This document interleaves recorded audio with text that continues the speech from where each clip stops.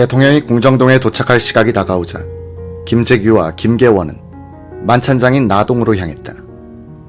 윤병서 비서의 기억에 따르면 이때가 저녁 5시 40분경이었다.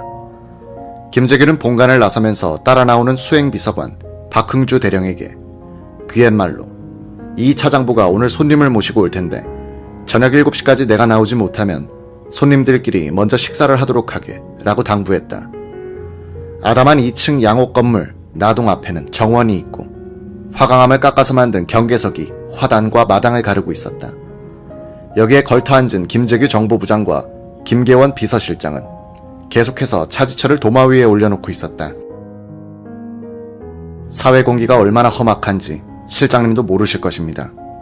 부산의 계엄령이 선포돼 우선은 조용해졌지만 며칠이나 가겠습니까? 김 부장, 대한민국 정부가 그렇게 약한 줄 아시오. 학생들이 비판한다고 오늘 내일 정부가 쓰러질 것 같소. 맑은 물에 무엇 같은 놈 한 마리가 앉아서 자주 물을 흐려놓으니 일이 되겠습니까? 무슨 일만 있으면 각하에게 쪼로로 쫓아가서 고자질을 하니 야단이야. 그러니 각하는 자꾸 강경해지시고 오늘 저놈을 해치워야 일이 올바르게 되지. 저놈이 옆에서 각하의 판단을 흐려놓는 한 잘 되기는 걸렀습니다. 저놈을 오늘 해치울까요? 어떻게 하죠? 김계원은 이때 김 부장이 또 과격한 불평을 하는구나 하고 생각했다. 그래서 차 실장의 월권에 대해서는 다른 사람을 통해서 내일 이야기하게 되어 있어 라고 했다. 김재규는 미지근하게 하면 안 됩니다 라고 다짐을 주듯 말했다. 정보부 안전국장 김금수가 11.6 사건 뒤에 합수부에서 진술한 내용 중에는 이런 대목이 있다. 1979년 5월 중순 어느 날 오전에 신민당 전당대회에 관련된 보고를 부장에게 올리는 정보부 간부회의가 있었다. 김재규는 차 실장은 X를 어떻게 조정했는지 모르겠어. X가 무슨 보스인가. 이기택만도 못한 머저리 바보다 라고 했다. 이는 차지철 경호실장이 X를 조정하여 김영삼의 총재 당선을 저지하려고 했다가 실패하자 그 책임을 정보부의 무능으로 돌린 데 대한 신경질이었다. 당시 차지철은 경호실에다가 정보처를 신설하여 산하에 사설 정보대를 운영하고 여야 양쪽에다가 자신의 말을 잘 듣는 국회의원들을 조직하여 두고는 정보부가 해오던 정치 공작을 직접 지휘하고 있었다.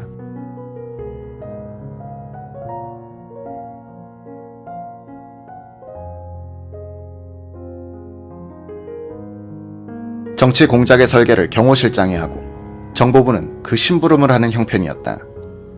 정치 공작이 실패로 돌아가면 차지철은 책임을 정보부로 돌려버리곤 했다. 김재규는 수시로 경호실장에게 불려가서 지시를 받고 오는 형편이 됐다. 이런 상황을 정보부 간부들이 다 알고 있어 부장의 권위도 말이 아니었다. 문제는 차지철 실장이 정치에 신경 쓰느라고 본연의 임무인 경호는 소홀히 하고 있었다는 점이었다. 오후 5시 40분쯤 청와대. 차지철 경호실장은 대통령을 모시러 가려고 사무실을 나섰다. 부관 이서구가 떠나는 차 실장에게 권총을 건네주었다. 실장은 갖고 있어라 라고 돌려주는 것이었다.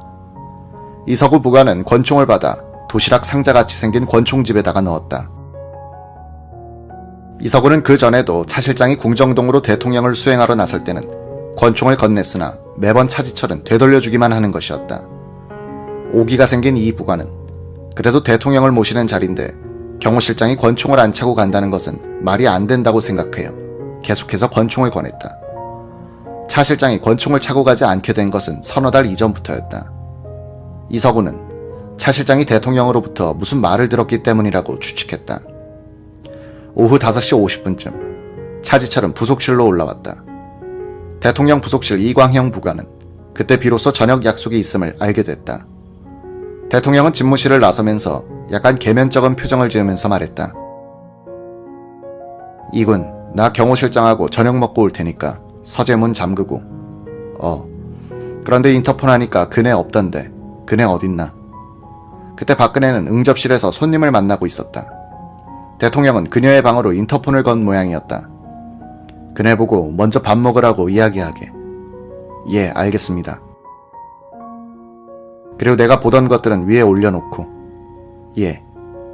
경호실장과 대통령이 현관으로 나가는 동안 이 부관은 밖으로 뒤따라 나와 대통령의 등을 향해 인사했다.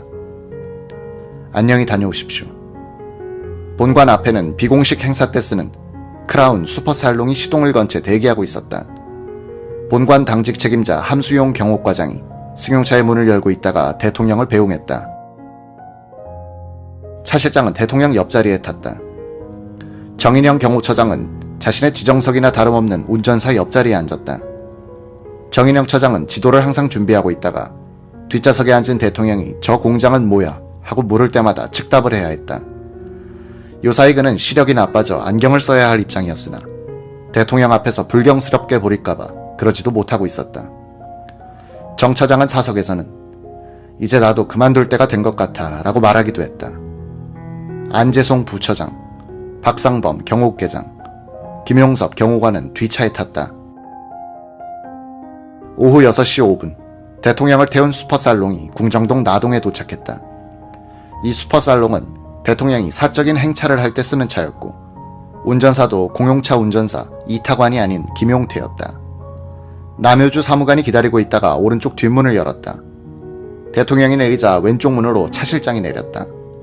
대통령은 내리면서 남 사무관에게 아무 말도 하지 않았다.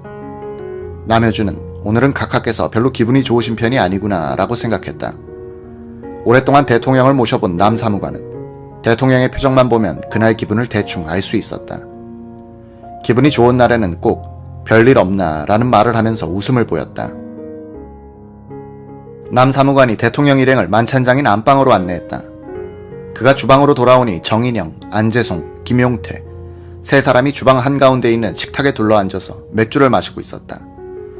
주방 바깥에는 김용섭 경호관이 식당차 운전기사 김용남과 함께 그가 원당 양조장에서 받아온 막걸리 한 통을 뉴코티나 앞 지붕 위에 올려놓고 마시고 있었다. 박상범은 속이 거북하여 김용태가 주는 가스 명수를 마셨다. 남효주는 주방 요리사에게 안주를 빨리 준비하라고 시킨 뒤에 정인영 처장에게 그만 들고 나가시죠 라고 했다.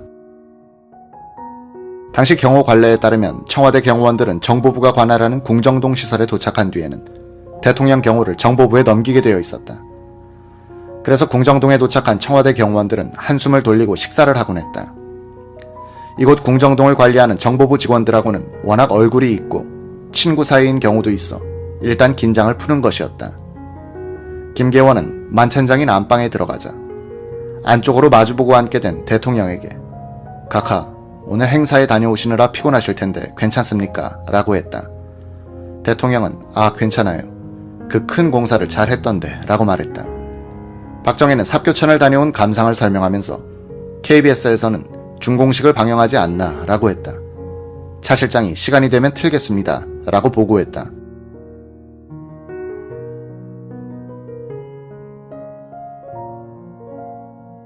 대통령은 탁자 건너편에 앉은 김재규를 향해 부산 마산에 별일 없지 하고 물었다. 예, 별일 없습니다.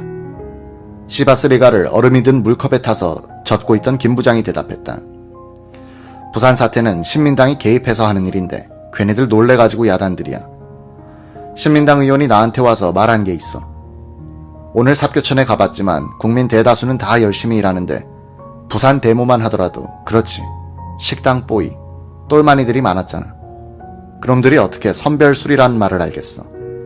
중앙정보부가 수고 많이 하는 것은 잘 알고 있지만 더 정확한 정보를 수집해야겠어. 예, 알겠습니다. 그런 말을 하는 김 부장의 얼굴은 어두웠다. 이날 박 대통령은 부산 사태는 김영삼의 신민당이 조종해서 일어난 사건이라는 선입견을 깔고서 김재규와 정보부의 무능을 질책했다. 이것이 김재규로 하여금 더욱 우라를 치밀게 했다. 김계원이 군 검찰에서 진술한 내용은 저간의 사정을 잘 설명해준다. 지난 10월 16일 부산에서 발생한 소요 사태에 관하여 차지철은 각하에게 신민당이 배후 조종한 폭동이라고 보고해서 선입견을 갖게 했습니다. 중앙정보부는 조사 결과 신민당이 아니고 남조선 민족해방전선 등 불온단체와 일부 반정부 학생들이 가담했다고 보고했으나 각하로부터 거절당하고 오히려 야단을 맞게 되자 김재규는 그 원인이 차지철의 농간에 의한 것이라고 눈치채고 분노가 극에 달한 바 있습니다. 김재규는 그전에도 수없이 김계원에게 이렇게 털어놓곤 했다. 각하께서 나보고 뭐라고 명령하는 것은 좋지만 지가 뭔데 한술 더 떠서 이러쿵 저러쿵 나에게 이야기하는지. 자식.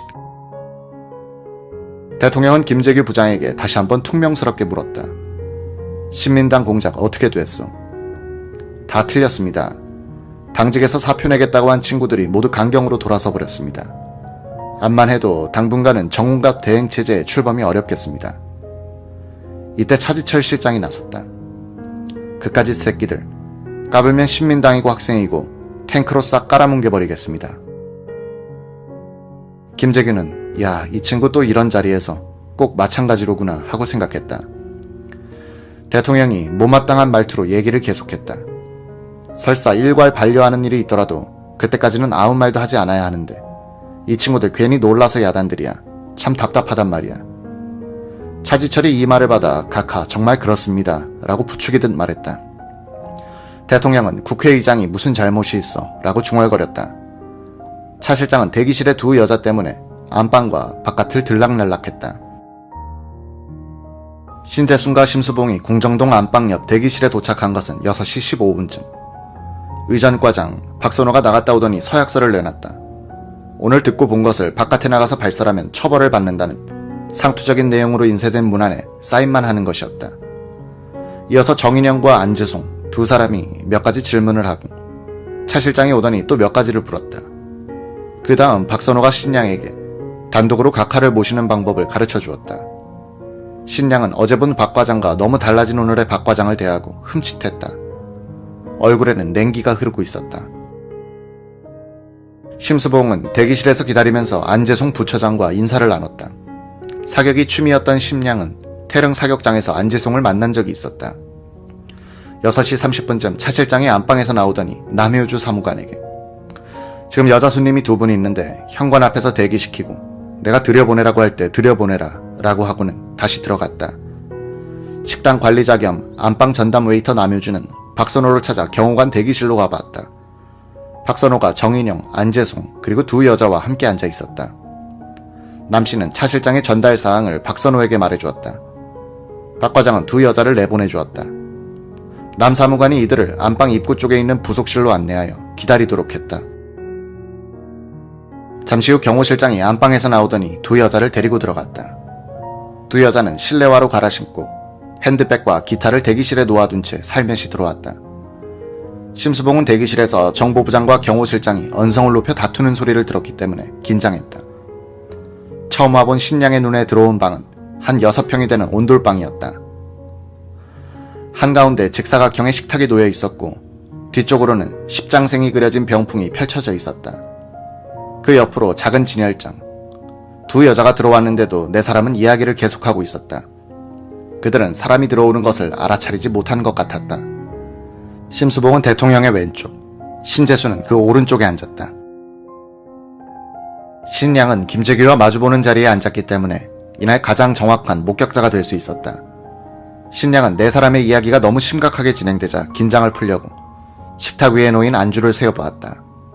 꿀에 재운 인상, 도라지나물, 부침, 생채, 송이구이, 편육, 씨바스리갈 2병, 선담배 2갑. 술상은 생각보다 조촐했다. 대통령이 먼저 심수봉을 보고 한마디 했다. 이 아가씨는 텔레비에서 많이 본 얼굴이고 신재순을 쳐다보면서는 이 아가씨는 처음이군 이라 하더니 예쁘게 생겼군 이름이 뭐지 나이는 하고 물었다. 긴장한 신양이 기어들어가는 듯한 목소리로 대답했다. 대통령은 심수봉에게 본이 어디지 하고 물었다.